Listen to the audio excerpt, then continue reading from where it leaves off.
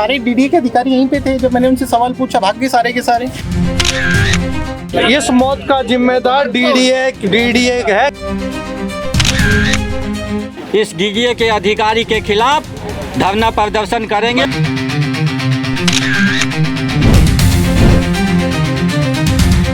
नमस्कार, आप देख रहे हैं न्यू इंडिया हेराल्ड और मैं हूं आपके साथ निवेदिता राय। रोहिणी सेक्टर 32 में डीडीए की बड़ी लापरवाही के कारण सड़क के साथ उसके खुले पड़े शिविर में गिरने से एक श्रमिक की मौत हो गई है।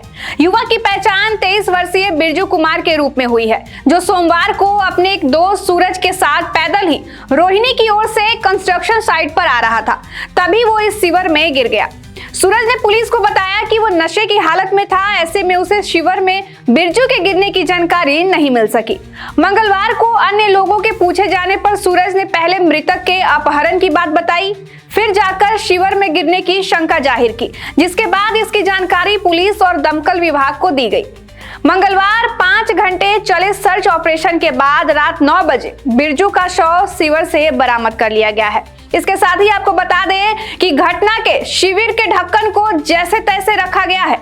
हमारी रिपोर्टर बिंदिया पांडे कैमरामैन फरीद के साथ घटना स्थल पर मौके का जायजा लेने के लिए पहुंची हैं। आइए चलिए उनसे जानते हैं क्या कुछ हुआ विस्तार में। सर, यहाँ पे क्या हुआ है, पूरा मामला आप बताइए। मैं आपको बताता हूँ। बिरजू नाम का व्यक्ति सामने जो बिल्डिंग बन रही है उसमें काम कर रहा होता है। वह सोमवार को 3 बजे के आसपास लंच करने के लिए जाता है और ये जो आप देख रहे हो कैमरामैन से गुजारिश करेंगे आप जो डीडीए द्वारा टेम्परेरी रख दिया जाता है, ये शाम को रखा गया और आप देख लो चटक और टेम्परेरी ऐसे उठा के रख दिया जाता है। उस बिरजू के गड्ढा नजर नहीं आता, उसका पैर फिसल जाता।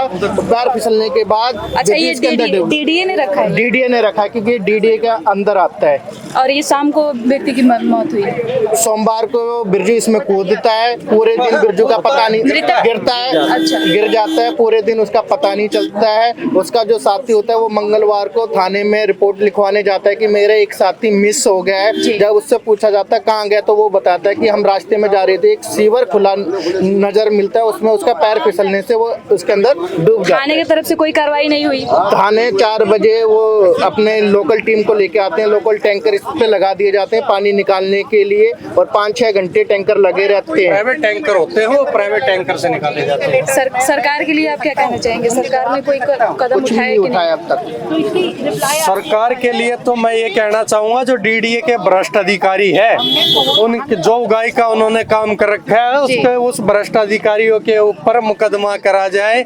उन भ्रष्ट अधिकारियों को तुरंत सस्पेंड करा जाए। बिरजू के मौत के बाद कोई एक्शन लिया गया है कि नहीं? अब तक आप देख रहे हो कि क्या एक्शन लिया गया है, यानी कि ये तो बातों को अब तक दबाने की कोशिश की जा रही है।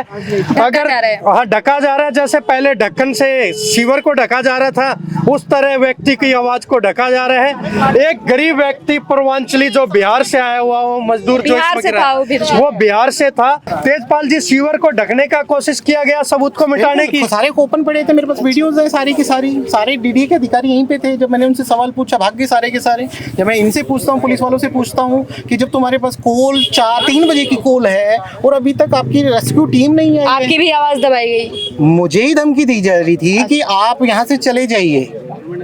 मैंने सरेआम आपको ही धमकी दी जा रही है। हाँ, बिल्कुल जी, शिविर का यानी यहाँ पे एक आदमी तक को नहीं खड़ा होने दिया जा रहा था। जैसे अब ये पब्लिक खड़ी है, अगर कोई आता भी था तो पुलिस वाले ऐसे ट्रीट कर रहे थे जैसे कि वो इंसान नहीं है जो यहाँ खड़े होके देख रहे हैं। डीडीए वालों से आपकी बात हुई? डीडीए वाले, हाँ, मेरे पास लाइव है, मैंने उनसे पूछा है, करने के लिए उन्होंने बोला कि इस वीडियो को डिलीट कर दीजिए। अच्छा, धमकी दिया गया है? हाँ, ये शाम को 4 बजे करीब ये उसके साथी था जो बिरजू के जी, हाँ, उसके शाम को 4 बजे करीब ये दिल्ली पुलिस का सर्च ऑपरेशन जारी था और हमारे पास 7 बजे इन्फॉर्मेशन होती है। कुछ साथी यहाँ से गुजर रहे थे, उन्होंने बताया कि मई जी ऐसे बात हो गया यहाँ पे और हमें शक है कोई शख्स इसमें गिरा है। हमने जब आसपास भीड़ इकट्ठी करी, उसमें हमें अचानक बिरजू के साथ ही जो सूरज नाम जो बताया जा रहा है वो मिल जाता है। हम उनसे जब पूछताछ करते हैं, हमें उन्होंने बताया कि मेरा साथी बिरजू इसके अंदर गिर गया है और दिल्ली पुलिस ढूंढ रही है। अब क्या हालत होगी क्या नहीं उनको नहीं पता है। अच्छा, दिल्ली पुलिस को खबर कर दी गई थी? हाँ, शाम को 4 बजे से और रात में 8 बजे तक उनका सर्च ऑपरेशन जारी था यहाँ पर। हाँ, मैं यही बोलूंगा कि ये डीडीए के जो अधिकारी है भ्रष्ट है। इनको उगाई चाहिए, इनको पैसा चाहिए। और आप लोगों के माध्यम से ये कहूँगा, इनको डीडीए के अधिकारियों के ऊपर मुकदमा होना चाहिए। ऐसे आदमी को तो तुरंत सस्पेंड करना चाहिए जो ये डीडीए के अधिकारी है, क्योंकि इनको सिर्फ पैसा दिखता है, भ्रष्ट अधिकारी है। इस मौत का जिम्मेदार इस मौत का जिम्मेदार डीडीए है, क्योंकि चारों तरफ ये डीडीए का है। हम सारे टीम के साथ ही चेतावनी देता हूं और इस सरकार को भी चेतावनी देता हूं, अगर बिरजू को न्याय नहीं दिया, न्याय संगत आपने बातें नहीं की, उनके साथ न्याय नहीं हुआ, तो हम सब मिलकर इस डीडीए के अधिकारी के खिलाफ धरना प्रदर्शन करेंगे और बिरजू को न्याय दिला के रहेंगे, इंसाफ दिला के रहेंगे। रोहिणी सेक्टर 32 से कैमरामैन फरीद सैफी के साथ बिंदिया पांडे, न्यू इंडिया हेराल्ड। फिलहाल इस खबर पर इतना ही। ऐसे ही और तमाम खबरों के लिए जुड़े रहिए हमारे साथ न्यू इंडिया हेराल्ड पर। तब तक के लिए धन्यवाद।